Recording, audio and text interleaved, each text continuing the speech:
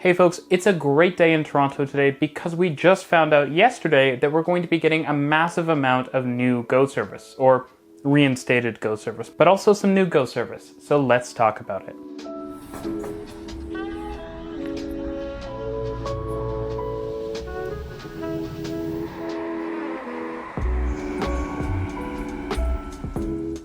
So sort of unexpectedly, we got a big announcement yesterday that GO service is returning and expanding in a big way. Now we had a sense that more West Harbour GO service in Hamilton was going to be announced given the location of the announcement, but we got far more than we bargained for with announcements on several other GO lines as well. Not only does this recover some service that was lost during the pandemic, but it also adds some new service that we haven't had in the past. So of course the biggest announcement of the day was that Hamilton, Ontario's third largest city, and soon to be home of a new tram line, will be getting all-day GO regional rail service from Toronto. There'll be hourly departures from West Harbour GO station, which is in the north side of Hamilton, about 15 minutes walk from the downtown core, to Union Station. There will also be reinstated commuter service both from Hamilton GO Centre, the downtown GO station in Hamilton. Yes, Hamilton has two GO stations, and from West Harbour GO station at the north end of Hamilton. So you're probably wondering about the nitty-gritty of this announcement. What's the service like? What's West Harbour GO like? And why isn't there more GO service to Ontario's third largest city, given that it's only about an hour or so away from Toronto? So as mentioned before, the service will be bi-directional and hourly. And unlike some of the hourly service we've seen before, this is hourly all day, even counter-peak during rush hour. Now that's an important step up compared to some of the other GO lines, which have hourly service but not during peak periods when they need all of their track capacity to send trains either into the city or back out to the suburbs. Now of course, a lot of the work going on the Stouffville and Barrie and Kitchener lines right now is to expand the trackage and the infrastructure so that they can have that counter-peak service during rush hour.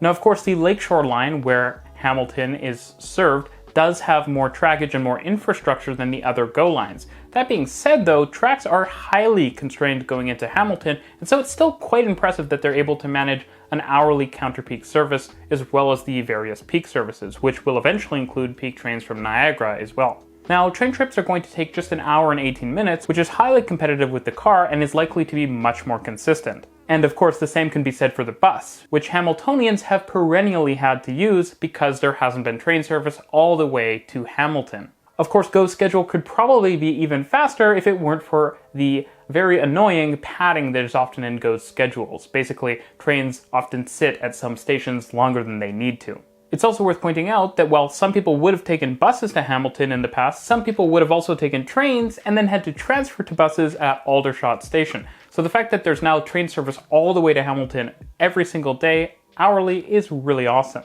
And what's even better is that the train service goes quite late at night. As it turns out, the last departures from Toronto Union Station are all after 11 p.m, and the weekend departures from Union Station go as late as 12:45 a.m, which is absolutely awesome.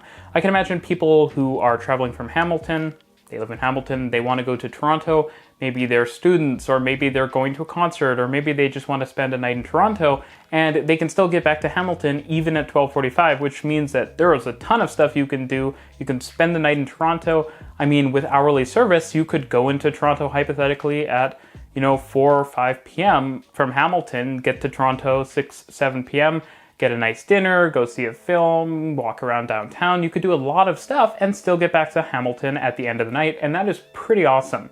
There is also late night service from Hamilton to downtown Toronto, but it isn't quite as late. There is one train that departs a little after 10 and one train that departs after 11, so not as good.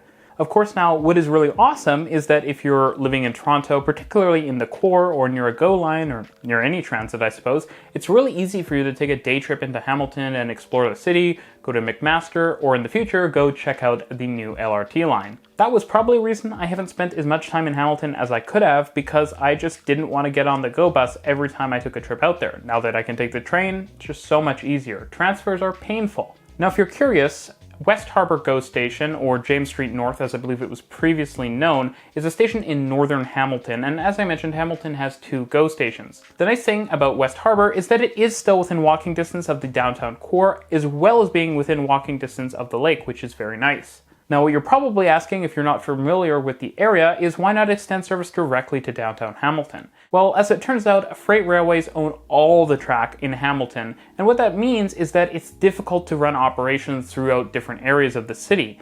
And going into downtown means using a single track tunnel, which is shared with CP, and that means a lot of constraints to service. By comparison, West Harbour is adjacent to a CN rail yard.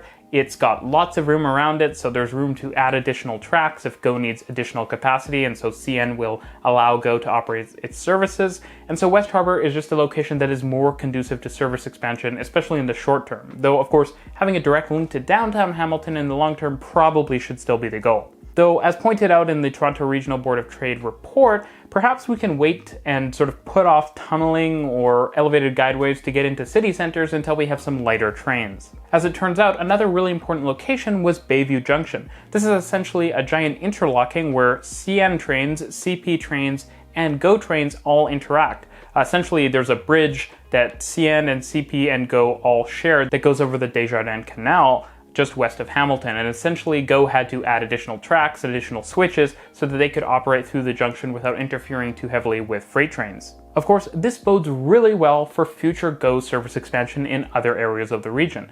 In particular, there isn't hourly service to Kitchener right now, which is a place that obviously we want to have hourly service to.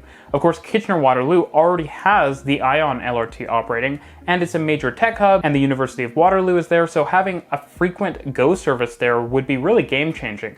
People who are, say, going up to an office in Waterloo, or who are doing a business trip, or students commuting to the University of Waterloo from Brampton or Mississauga or even Toronto could all use the GO train and then transfer onto the light rail to get to their final destination. So having that hourly service to Kitchener would be a huge deal, and since CN just allowed GO to do it to Hamilton, well, who knows what could happen in the future with Kitchener, but I would bet that we'll be seeing an hourly service in the hopefully not too distant future.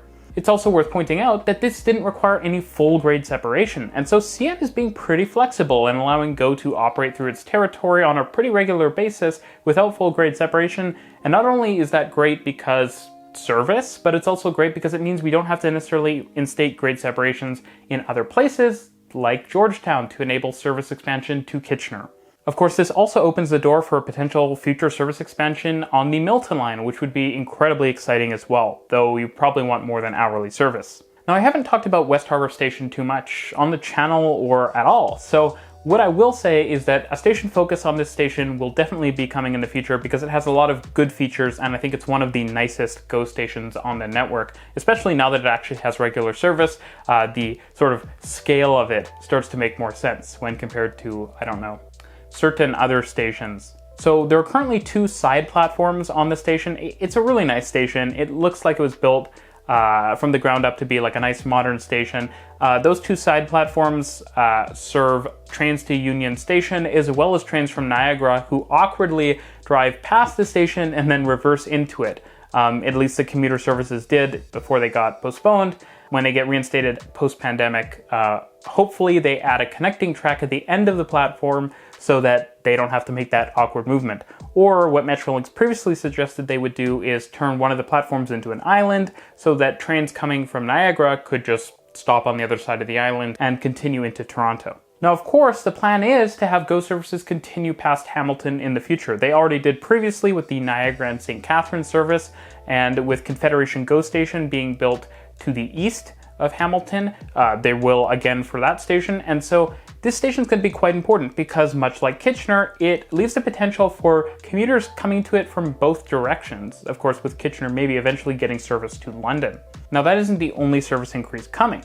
Both the Barrie and Stouffville lines are getting weekend service again. I believe it was being replaced with buses, and so that's quite exciting to see. I've been wanting to be able to take the Stouffville line downtown instead of having to take the TTC, and now I have the option again on the weekends. As well as the Barrie line getting a few more evening departures, which will be nice because it means you won't have to take the bus just because you missed a train at like 7 p.m. Of course, some bus service is also being reorganized as part of all this train service deployment because a lot of bus trips aren't needed anymore because they're being replaced by train trips, and some buses need to be rescheduled to meet new train trips. However, I've left the best for last, and no, I don't think the best is hourly service to Hamilton. the Lakeshore line, and yes, the Lakeshore line broadly, because I believe all services that I'm about to refer to will be through operating, is getting 15-minute service. And it's not just the Lakeshore East, it is the full Lakeshore line from Oshawa to Oakville. Oakville being a pretty important hub, as well as Oshawa. I believe both have via rail service. Oshawa definitely does. I'm not sure about Oakville. I believe Oakville has via rail service. Nonetheless, there will be 15-minute service from the beginning of the morning peak to the end of the evening peak. So from probably 6-something a.m. in the morning to 6-something p.m. in the afternoon. So 12 hours of 15-minute service. Previously, essentially how it worked was Lakeshore East had 15-minute service. Lakeshore West had 20-minute service, but it was actually just, I believe, a 15-minute, a 15-minute, and then a 30-minute. So not really very useful. It was basically 30 minutes effectively. But now the whole line will be having 15-minute service. I believe 30 minutes gets extended to Aldershot, which is kind of the original place where you would see 30-minute service all day terminating. And then, of course, one of those trains will be continued to Hamilton. And so that 15-minute service is really exciting because that's what sort of Go RER is predicated on, right? We're going to get 15-minute service across the region, and it's really important that Go gets practice operating at a frequency of 15 minutes. These are huge trains, and they're diesel still. Hopefully that changes soon, that are operating on these lines, and so being able to hit a 15-minute service is pretty impressive. And so we'll have that 15-minute service, as I mentioned, starts at the morning peak, ends in the evening peak, but hopefully in the coming months we start to see as work on the Stouffville line hopefully comes to a close towards the end of this year, though I believe it's going to maybe move a bit into 2022. Maybe we can see hourly all-day service on the Stouffville line. I mean, that's the minimum, but then maybe a 30-minute all-day would be great to see. Same with the Kitchener line, because the 401-409 tunnel is coming along nicely, and hopefully Etobicoke North Go station gets knocked off the map, and so then we can run a 30-minute or 15-minute service on the Kitchener line, though probably less since the Up Express is operating, and I'm sure someone's going to make an excuse and say, we don't need more service because Up Express already exists, or something like that. But this is just really exciting because it's starting to set the precedent that, hey, we can go to higher and higher service levels. 15 minutes is good all day. That's like world standard regional rail quality, and that's something we haven't really seen in Toronto before, so I'm super excited. All in all, coming out of the pandemic and sort of ending the summer, going back into the school year, which is when a lot of people will probably start traveling again, and then maybe a lot of workplaces will be reopening as well. Summer's over, less people care about being at home so they can spend time outside and whatever. Hopefully we continue to see a ramp up in service. Hopefully there's a lot of uptake with these new frequent services as destinations are opening up and the like. People have been stuck at home for the last year, and so, you know, if you live in Hamilton, hey, you can go to the Eden Center, or you can go see a Blue Jays game really easily on these new Go services. And if you live in Markham, or if you live in Brampton, or if you live in Aurora, you can take the Barrie line or the Stouffville line or the Kitchener line downtown to do stuff, or you can use it to connect to the other various rapid transit lines in Toronto. We're really building a network, right? The TYSSC has a station on the Barrie line. Obviously, Kennedy exists on the Stouffville line. In the future, Mount Dennis will exist on the Kitchener line. So there's lots of connectivity being added. Exciting times. And you can expect many more videos about Go service increases and the work going on infrastructure on Go in the future. Thanks for watching. I'll see you in the next one.